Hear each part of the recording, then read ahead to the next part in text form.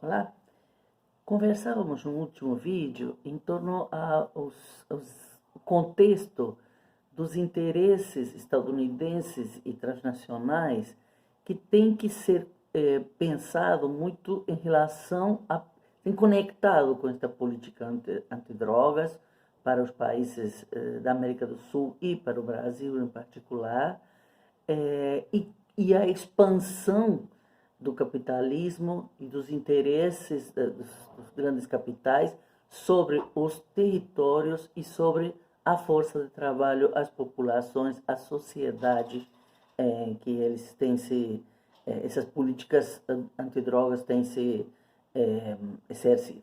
E também pensar muito particularmente os processos de militarização, de encarceramento massivo e, sobretudo, racializado que essas políticas têm provocado. Enfim, é um conjunto, é uma estratégia que tem levado à expansão do paramilitarismo, do fenômeno das milícias e do alcance ao Estado desses setores.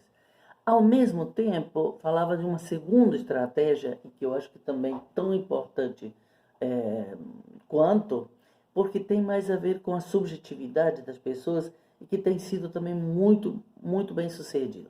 É a expansão das igrejas. Muitas são chamadas de neopentecostais, que não, enfim, é uma forma de juntá-las. Mas, na verdade, são igrejas que têm tido mais uma presença política, é uma presença de forte presença nos congressos, nos parlamentos, e sobretudo no Brasil, no Congresso Nacional. É uma presença também que tem trabalhado muito esta ideia do empreendedorismo, da possibilidade da prosperidade para as pessoas, da autogestão, complementando então esta necessidade de passar do trabalho assalariado para este trabalho informal gerido pelas próprias pessoas, e isto colocado como uma grande vantagem. Você não tem chefe, não tem patrão, você pode, você vai conseguir, enfim, toda uma estratégia de ampliação desta informalidade. E, ao mesmo tempo, conectado com uma ilegalidade, porque muitas dessas igrejas têm servido através o fato de que o Estado, no caso do Brasil, não cobra impostos sobre uma grande parte dos ingressos dessas igrejas, que são através dos dízimos. Como não há controle sobre esses valores, então os fluxos de recursos internacionais têm sido um dos caminhos da lavagem do dinheiro para esses paraísos fiscais. Então, estas igrejas, então, que também são uma promoção vinda dos Estados Unidos, é uma estratégia pensada e organizada com recursos. Não se cria em 20 anos uma igreja do tamanho da Igreja Universal, por exemplo, ou de outras igrejas que têm ampliado seus domínios na América Latina, na África e até agora em Ásia e Europa e nos Estados Unidos. Enfim,